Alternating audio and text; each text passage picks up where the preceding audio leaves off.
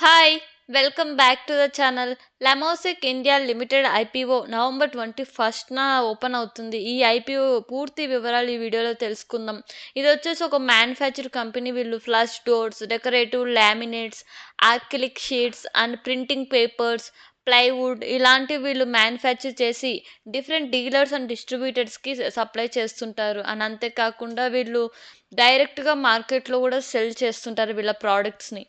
Coming to వీళ్ళ revenue చూసినట్లయితే 2023 and 24కి 75% increase అయింది. ప్రాఫిట్ ఆఫ్టర్ ట్యాక్స్ వచ్చేసి 100% ఇంక్రీజ్ అయింది. అండ్ స్క్రీన్‌లో మీరు అబ్జర్వ్ చేసినట్లయితే వీళ్ళ రెవెన్యూ 2022కి 10 క్రోర్స్ ఉన్నది. 2024కి 72 క్రోర్స్ ఇంక్రీజ్ అయింది. అండ్ ప్రాఫిట్ ఆఫ్టర్ ట్యాక్స్ 2022కి 5 క్రోర్ ఉన్న వీళ్ళ ప్రాఫిట్ ఆఫ్టర్ ట్యాక్స్ అండ్ 2024కి 10 క్రోర్స్ ఇంక్రీజ్ అయింది. అండ్ రెవెన్యూ ప్రకారంగా మీరు చూసినట్లయితే వీళ్ళ కంపెనీ గ్రోత్ కూడా పెరుగుతూ వస్తుంది ఇయర్ అండ్ వీళ్ళ అసెట్స్ కూడా ఇయర్ పెరుగుతూ వస్తున్నాయి. అండ్ ఆర్ఓఈ మీరు చూసినట్లయితే 41%, ఆర్ఓసిఈ 39% అండ్ డెబ్ట్ equity 0.5 and RONW 41% and PAT margin వచ్చేసి 14%. అండ్ కమింగ్ టు వీళ్ళ రెవెన్యూ డీలర్స్ అండ్ డిస్ట్రిబ్యూటర్స్ నుంచి 30% వస్తుంటే, డైరెక్ట్ సేల్స్ అంటే డైరెక్ట్‌గా వీళ్ళు మార్కెట్‌లో సెల్ చేయడం వల్ల వీళ్ళకొస్తున్న రెవెన్యూ పర్సెంటేజ్ వచ్చేసి ఆల్మోస్ట్ 70% రెవెన్యూ వీళ్ళకొస్తుంది. Coming to IPO details. November 21న ఓపెన్ అయ్యి నవంబర్ 26న క్లోజ్ అయితుంది.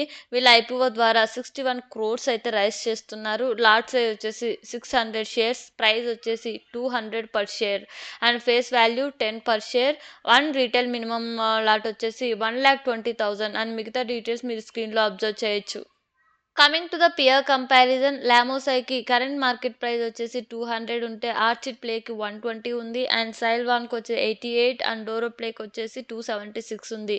అండ్ ఎర్నింగ్ పర్ షేర్ కూడా 14 ఉంటే లామోసైకి మిగతా కంపెనీస్కి తక్కువ ఉంది. అండ్ రెవెన్యూ అండ్ నెట్వర్త్ కూడా లామోసైకి 41% ఉంటే మిగతా కంపెనీస్కి తక్కువ ఉంది. But total revenue from operations మీరు అబ్జర్వ్ చేసినట్లయితే లామోసైక్ కంపేర్ టు అదర్ కంపెనీస్ తక్కువగా ఉంది. మీరు స్క్రీన్‌లో అబ్జర్వ్ చేయొచ్చు. ఓవరాల్ కంపెనీ బిజినెస్ చూసిన తర్వాత అండ్ పియర్ కంపారిజన్ చూసిన తర్వాత వీళ్ళ బిజినెస్ బాగున్నప్పటికీ వీళ్ళ ఐపీఓ ద్వారా వచ్చిన మనీని కూడా వీళ్ళు బిజినెస్ ఎక్స్పాన్షన్ కోసం వాడకుండా వీళ్ళకున్న అప్పును తీర్చుకొని సమ్ కార్పొరేట్ పర్పసెస్ కూడా యూస్ చేస్తున్నారు. అండ్ దాంతోపాటు ఇది వచ్చి చాలా చిన్న company and revenue from operations కూడా మిగతా కంపెనీసే ఎక్కువ ఇస్తున్నాయి ఈ కంపెనీతో పోలిస్తే.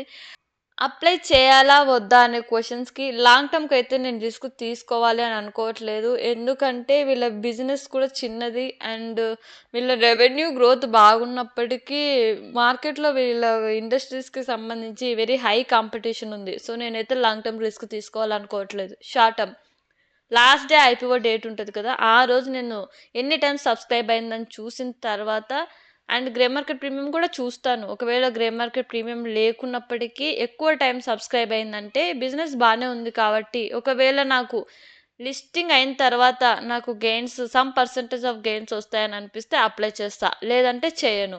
మీ ఓన్ అనాలిసిస్ చేసిన తర్వాత మీరు కూడా అప్లై చేయండి. ఒకవేళ మీరు అప్లై చేస్తుంటే కింద కామెంట్ చేయండి. And thank you for watching.